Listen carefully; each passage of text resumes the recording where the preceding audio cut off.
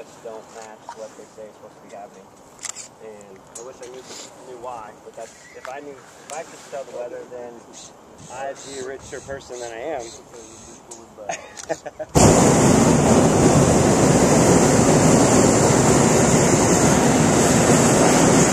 We cheated a little, came up to the sunrise, you're already 1,500 feet.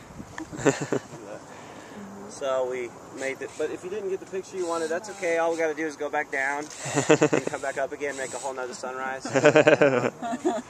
Keep making them until we get to the ground. Right.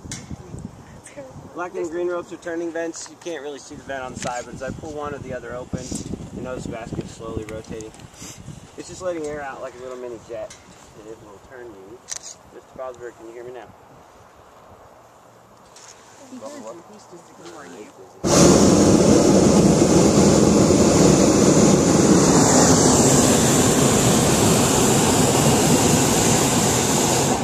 See, they're getting the same wind down there. See how that one ball pushed down on the side? But notice us right now. Almost totally hovering. This is what you battle sometimes when you get local phenomenons with wind. You get ground wind, you get a certain layer of wind, then you get above it or you get below it sometimes. Nothing. Calm. So this is what we were looking for. We want to get right up out of that stuff. We can play with that later down below us. We want to get up here where it's not really moving so we can look around, point out some cool stuff, see the sunrise happening. Sunglasses on.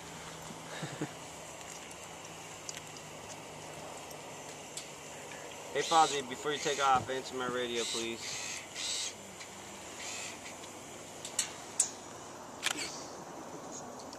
Sun just doing its thing over on the rim. All this area back to the north of us we call the Seven Canyons, or it's called the Seven Canyons area. Each one of those cuts is a different name canyon with trails, hiking, jeep trails, bicycle trails, whatever you want to do.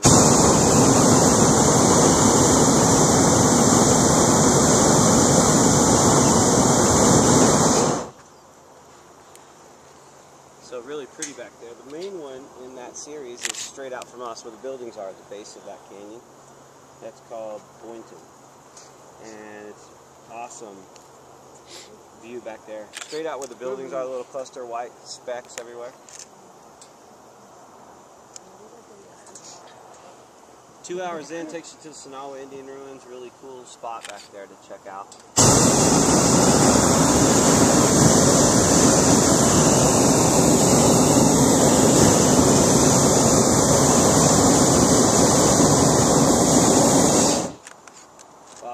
Copy. I'm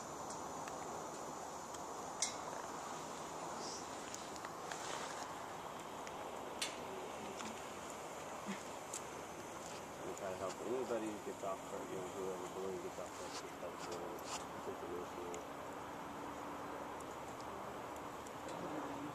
I guess not. He's busy.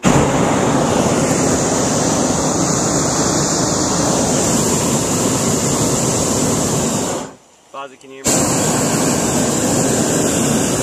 There's all kinds of fun stuff above you, so keep climbing steady.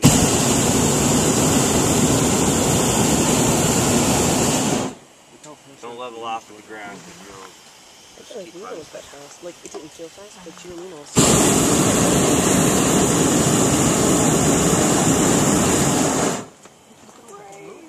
Nice shot of the mountain. Highest point in Arizona. Now we can see out pretty broad. Sorry. Looking north, 35 miles away that mountain is. That's where Flagstaff is. San Francisco Peak, Simone Humphreys. If you're going north, for example, if you're going to the Grand Canyon, you're going to go right past that rock. Something cool to do that I believe they still have the chairlifts open at the ski resort. You can take a chairlift ride. In the summer, they keep them open for the hikers and the mountain bikers.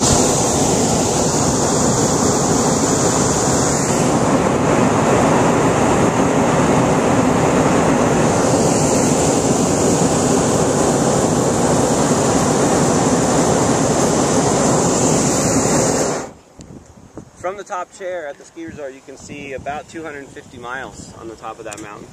You can see a big chunk of the Grand Canyon. Is that the San Francisco? It is. Yep. Really awesome views up there if you have the time. It's well worth it if you're going that way anyway. You're going to go right past the road to that ski resort. Even if you don't take the chairlift, just drive up to the ski resort base. It's awesome. Really pretty. Snowbowl? Snowbowl, yep.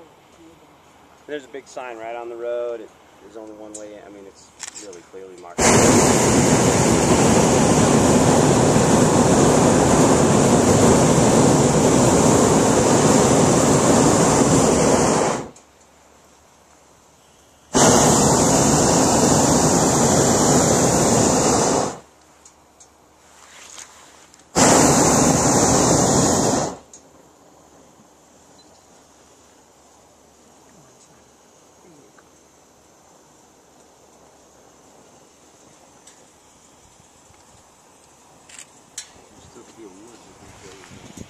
We're just moving again. If you look down, you can always reference it by looking down. What we did is climbed up into another layer that we're starting to move. So we were hovering kind of.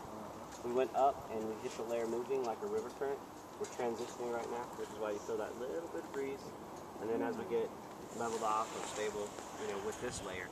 That's how ballooning works. All balloon rides that go on will travel with the wind layers that they find that day. Sometimes you have a lot, you know, 7, 8, 10 different directions. Sometimes you have one. That's it. You go in one way. You better hope there's a field under you by the time you're ready to land. And that isn't as much fun to fly. It sounds like it would be. It's not, because you don't want to hope for stuff. You want to fly the aircraft. That's the point. Fly. You learn to fly it, not you learn to let the balloon fly you. Are able to control this. Only based on the wind we have. Right. So if you said, take me over to Thunder Mountain, let's turn around and go to Boynton Canyon, let's turn around and go, you know, not that way, because we don't have the wind doing that. But everything we've played with today goes from south to southwest to west. So we have that pie wedge basically going out this way.